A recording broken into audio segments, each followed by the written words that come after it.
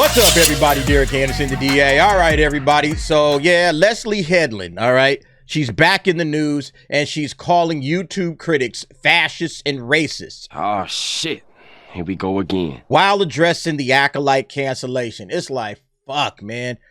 Why won't Leslye Headland just go the fuck away? We don't like you. We don't like you talking about Star Wars because you're not a Star Wars fan, even though you tried to claim it. You're just an annoying, weird chick that just needs to disappear already, all right?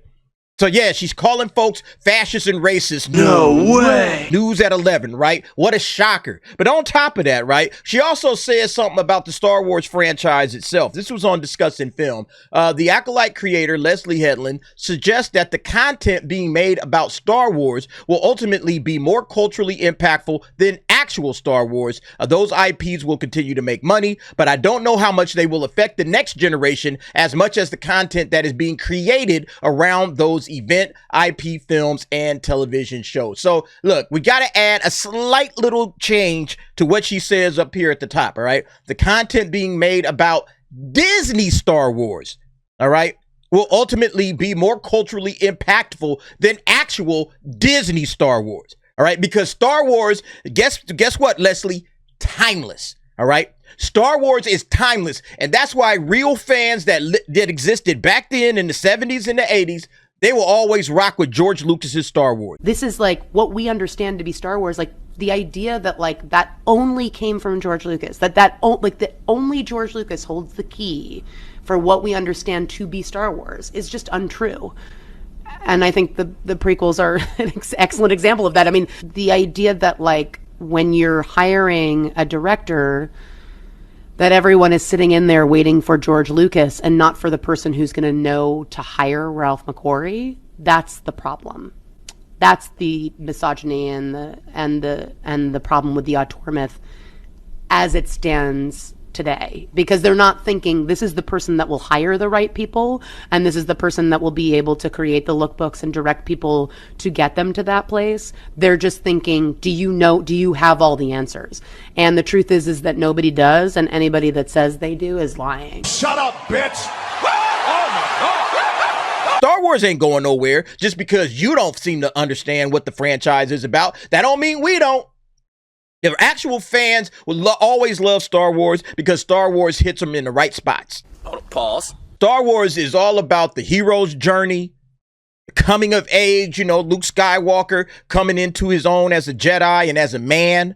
All right. It's teaching life lessons about friendship, about working together, about getting rid of the dark past and, you know, embracing family and all of that stuff. There's so many life lessons in Star Wars. No matter how old it gets, it's always going to be culturally impactful. But Disney Star Wars is about DEI.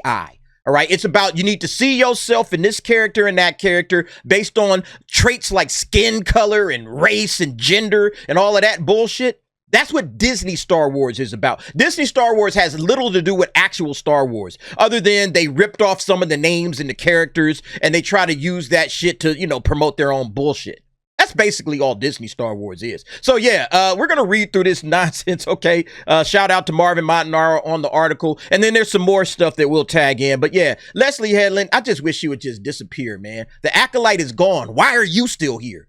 Oh, I still have some things that I need to talk about. Talk about it, but don't bring up Star Wars, all right? You and Star Wars, y'all ain't on the same page. All right, that's just real talk. In her first major interview since The Acolyte was pulled from Disney Plus, creator Leslye Headland has reignited controversy with a series of candid remarks on the show's cancellation, culminating in her labeling a portion of longtime YouTube commentators as fascists and racist. What a shock. Did you see that one coming? Leslye Headland calling people fascists and racist because they didn't like her dog shit show? Inconceivable! The interview reveals a complicated relationship between the series creator and the fan community she claims that she has followed for years. Headland says making The Acolyte was always a major risk.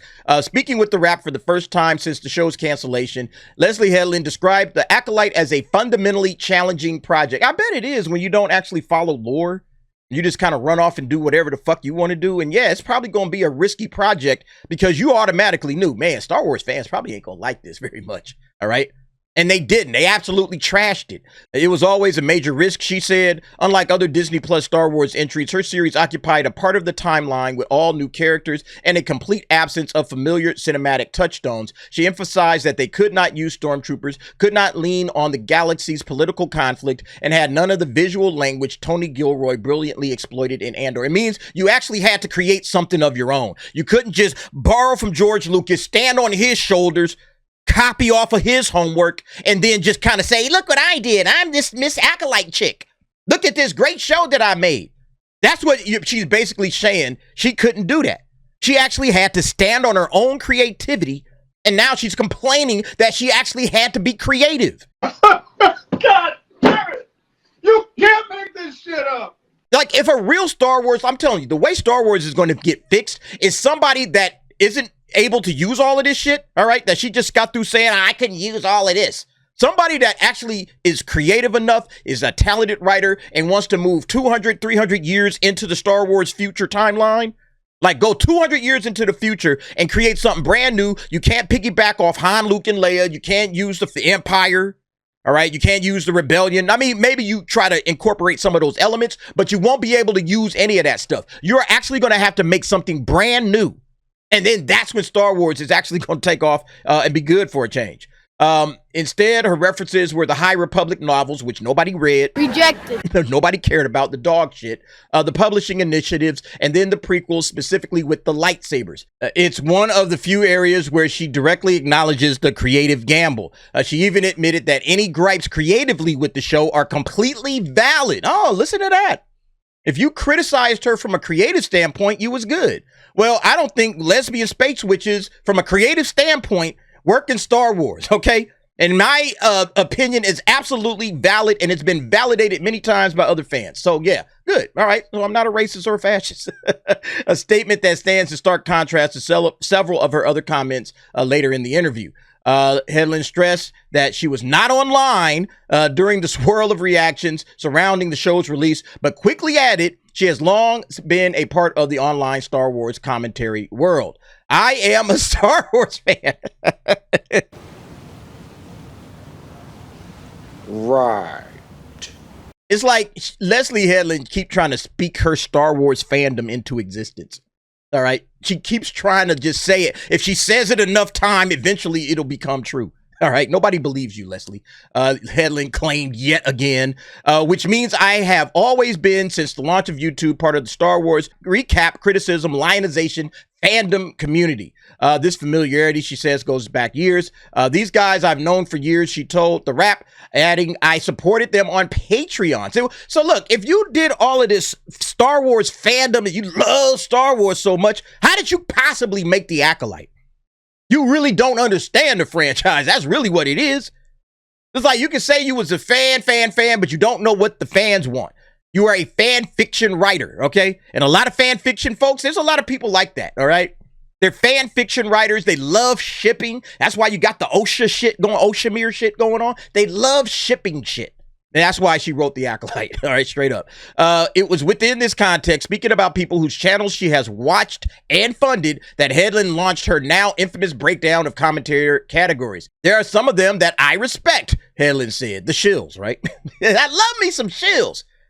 That's who she respects. She respects the shills. All right. And there are some of them that I think are absolute snake oil salesmen, just opportunists. Then, of course, there are the fascists and racists. So it runs a gamut, and it isn't just one thing or the other. Yeah, look, it's the shills, all right, who love gobbling up and gargling all on Disney's nuts and shit. It's them.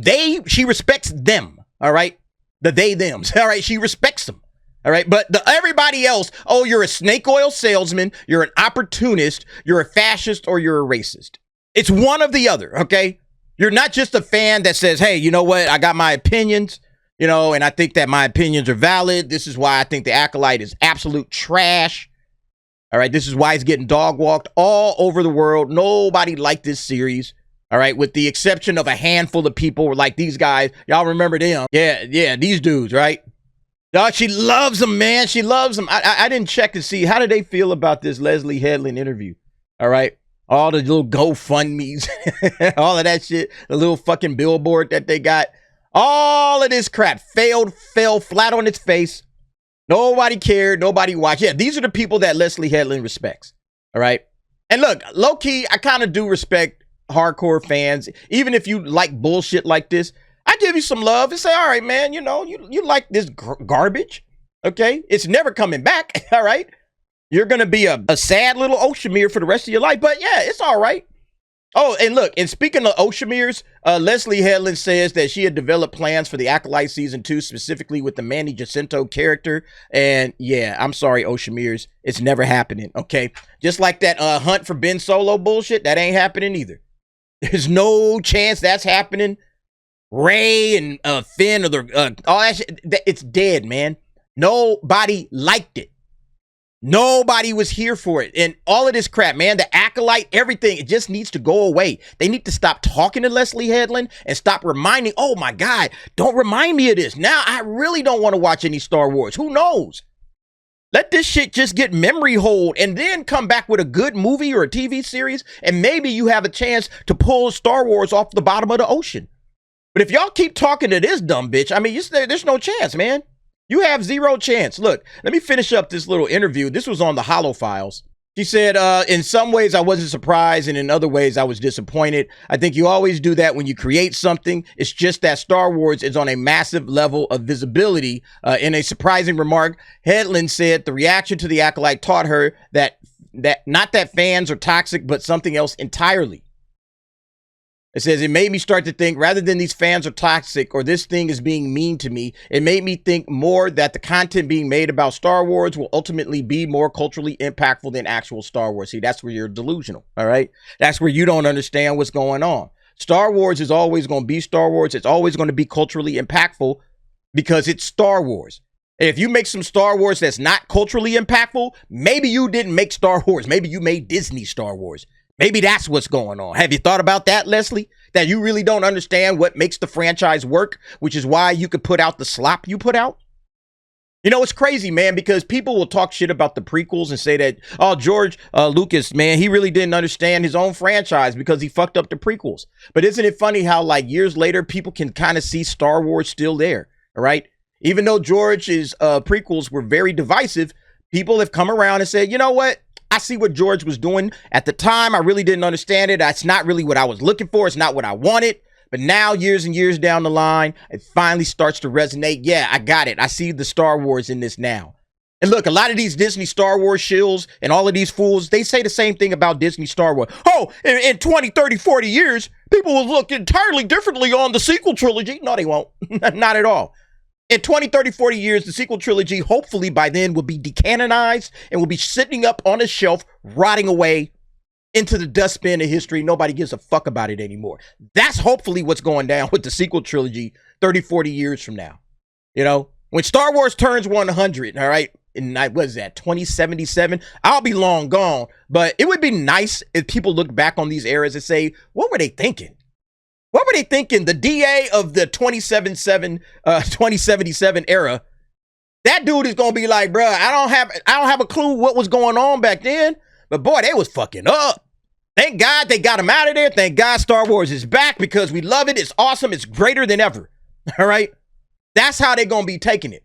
When the show was canceled just weeks after the finale aired, Leslye Headland says she was not surprised by it. I think I was surprised at the swiftness and the publicness of it. Rejected. I was surprised how it was handled. But once I was getting a particular phone calls about the reaction and the criticism and the viewership, I felt like, okay, the writing's on the wall for sure. Yeah, I mean, she knew it. She's saying she wasn't listening to no online shit. She heard all about it.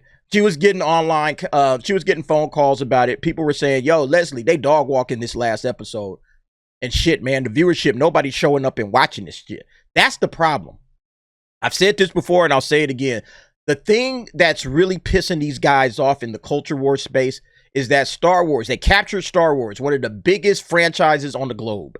All right. They captured it and they thought, all right, now we're going to get to funnel all of our agenda bullshit into Star Wars. This is going to be awesome. And all of these haters and these racists and these toxic dude bros, oh man, y'all going to have to take a nap because we run Star Wars now. But then even the regular normies that don't participate in any of the communities, any of the online culture spaces, none of that shit, they checked out. They said, deuces, I'm not watching this. This is trash. And that's what hurts them the most, is because the toxic fans were right. We told them that all of this bullshit that you guys are trying to turn Star Wars into is going to go belly up. We've been telling them this for years and years and years, and finally it smacked them in the face with the Acolyte. Fuck, we lost. We lost.